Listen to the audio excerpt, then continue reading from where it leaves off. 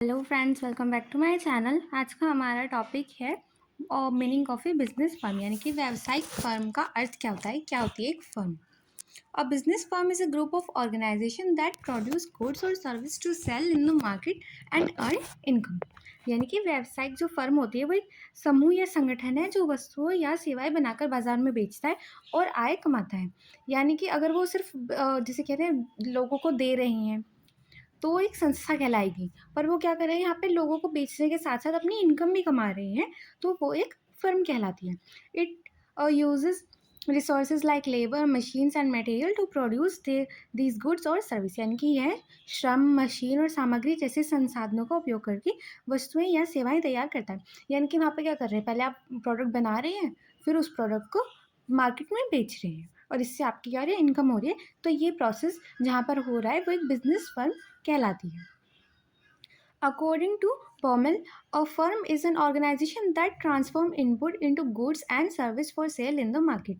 यानी कि फर्म एक ऐसा संगठन है जो इनपुट को वस्तुओं और सेवाओं में बदलकर बाजार में बेचता है। यहाँ पे इनपुट का मतलब है आपका जो रॉ मटेरियल है, आपकी जो मशीन्स है, लेबर है, उनसे आप एक प्रोडक्ट बना रहे हैं। तो जो आप पहले यूज़ करें, यानी कि जैसे आपकी मशीन्स, लेबर, ये सब आपके इनपुट कहलाते हैं। और जो प्रोडक्ट आपने इनको यूज़ करके बनाया है, फाइनल प्रोडक्ट आपका, वो आपका आउटपुट कहलाता है। उसके बाद इसके ऑब्जेक्टिव्स क्या होते हैं, इनकी फर्म के उद्देश्य क्या होते हैं। प्रॉफिट मैक्सिमाइजेशन, इनके लाभ अधिकतम करना। जो फर्म होती है उसका कॉन्सेंट्रेशन ये होता है, इस बात पर होता है कि वो अपने प्रॉफिट को ज़्यादा से ज़्यादा बढ़ाए। उसके बाद सेल्स मैक्सिमाइजेशन, यानी कि बिक्री अधिकतम करना। यानी कि हर कोई फर्म अपना जो उद्देश्य है वो अलग रख सकते हैं। जो सभी फर्म है उनका एक पर्टिकुलर उद्देश्य ये होता है कि वो अपने लाभ को अधिकतम करे, पर उसके साथ साथ बिक्री अधिकतम करना, यानी कि वो अपनी सेल्स बढ़ाएं, ये भी उनका उद्देश्य हो सकता है। मार्केट शेयर ग्रोथ, यानी कि बाजार हिस्सेदारी बढ़ानी, यानी कि अभी वो अपने प्रॉफिट और सेल्स को कम कर रही हैं और अपने मार्केट में हिस्सेदारी बढ़ाने की कोशिश ज़्यादा कर रही हैं। इनका फोकस अभी फ़िलहाल प्रॉफिट पर ना होकर बाजार में अपने शेयर को बढ़ाने के लिए है, ताकि एक तरह से एक बड़ी यूनिट वहाँ पे बन सके। उसके बाद इनोवेशन एंड क्वालिटी, यानी कि नवाचार और गुणवत्ता। यानी कि वो इनोवेशन कर रहे हैं, अपने प्रोडक्ट की क्वालिटी बेटर कर रहे हैं। अभी फ़िलहाल वो प्रॉफिट पे ना ध्यान देकर वहाँ पे वो इनोवेशन, रिसर्च वगैरह पे ध्यान दे रहे हैं। तो ये उनका जो होता है मोटिव हो सकता है।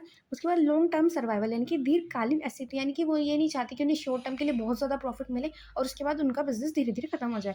वो चाह रही है कि अभी फ़िलहाल उन्हें अगर कम भी प्रॉफिट मिल रहा है, पर उनका जो बिजनेस है वो एक लॉन्ग टर्म सर्वाइवल के लिए तैयार रहे। यानी कि वो अपनी जो दीर्घकालीन अस्तित्व है उसके लिए वहाँ पे तैयारी कर सकें, यानी कि अपने बिजनेस को एक्सपेंड कर सके, ताकि वो ज़्यादा टाइम तक सुटेबल रहे।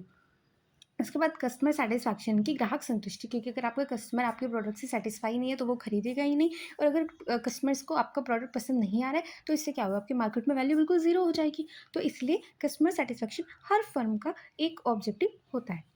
उसके बाद थ्योरी ऑफ फर्म, यानी कि फर्म का सिद्धांत क्या कहता है। तो theory of firm explains how a business decides to the amount of goods to produce, the price of to change and how to earn the most profit.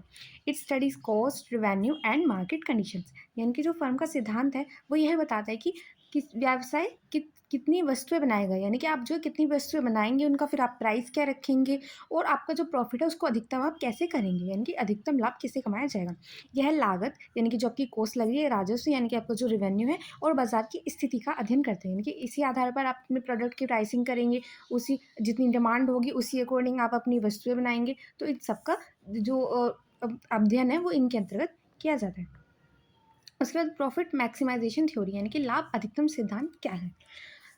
This theory says a firm earns the most profit when the difference between total income and total cost is highest। यानी कि सिद्धांत बताता है कि firm को सबसे अधिक लाभ तब होता है जब कुल आय और कुल लागत के बीच का अंतर सबसे ज़्यादा हो। एग्जाम्पल ले लीजिए, जैसे कि आपने एक प्रोडक्ट बनाया, वो आपका 10 रुपये आप उसकी कॉस्ट आ रही है, यानी कि बनाने में जो आपकी इनकम लग रही है, सॉरी, बनाने में जो आपके पैसे लग रहे हैं। उसके बाद आपने उसको बेचा, दो मार्केट, अलग अलग मार्केट में बेचा। एक में बेचा आपने 15 रुपये में, एक में बेचा आपने 20 रुपये में। तो जहाँ पे आपने 15 रुपये में बेचा वहाँ पे सिर्फ 5 रुपये का डिफरेंस आया, और जहाँ पे आपने 20 रुपये में बेचा वहाँ पे आया 10 रुपये का डिफरेंस। तो यानी कि क्या रहा है, आप यहाँ पे क्लियरली देख सकते हैं, जहाँ पे वो ज़्यादा पैसों में बिक रहा है, यानी कि जहाँ पे डिफरेंस ज़्यादा आ रहा है वहाँ पे आपका प्रॉफिट भी ज़्यादा हो रहा है। तो जब ये डिफरेंस सबसे ज़्यादा जहाँ जिस पॉइंट पर होता है वही आपका हाइएस्ट इनकम का, हाइएस्ट प्रॉफिट का पॉइंट होता है। It happens when managerial revenue marginal revenue is equal to marginal cost, यानी कि M R is equal to M C. यानी कि ये सिद्धांत कहता है कि फर्म को सबसे अधिक लाभ तब मिलता है जब कुल आय और कुल लागत के बीच का अंतर सबसे ज़्यादा हो, और ये तब होता है जब सीमांत राजस्व और सीमांत लागत के बराबर हो, यानी कि एम आर जो है आपका वो एम सी के बराबर हो, यानी कि managerial revenue marginal revenue marginal cost की बराबर हो। अब इसके मेन पर्पज़ क्या होता है, यानी कि प्रोपोजिशंस क्या होता है, इसके सिद्धांत क्या है। Firms goal is maximum profit, यानी कि जो एक फर्म है उसका उद्देश्य होता है कि वो अपने प्रॉफिट को मैक्सिमम करे, यानी कि लाभ को अधिकतम करे। उसके बाद revenue depends on price and quality, यानी कि जो राजस्व है आपका, यानी कि जो आपका रिवेन्यू आएगा वो मात्रा और मूल्य पर निर्भर करता है। उसके बाद कोस्ट मस्ट बी मिनिमाइज, यानी कि लागत को न्यूनतम रखना चाहिए, यानी कि आपने प्रॉफिट ज़्यादा करने के चक्कर में आपके प्रोडक्ट की प्राइस को इतना ज़्यादा कर दिया कि अब लोग उसको खरीद ही नहीं रहे। तो आपको कोशिश करनी चाहिए कि आपकी जो प्रोडक्ट की कॉस्ट हो वो कम हो, पर फिर भी आप अपने प्रॉफिट को बना सकें, यानी कि आप उसकी जो भी आप उसमें कॉस्ट लगा रहे हैं वो आपको उससे कम करने की कोशिश करनी चाहिए।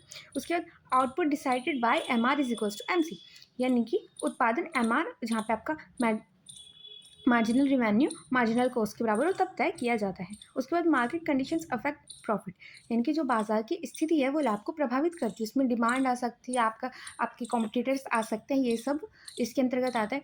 तो ये सब आपकी प्रॉफिट को प्रभावित करती है। आई होप आपको आज का वीडियो अच्छा लगा हो। Thank you for watching.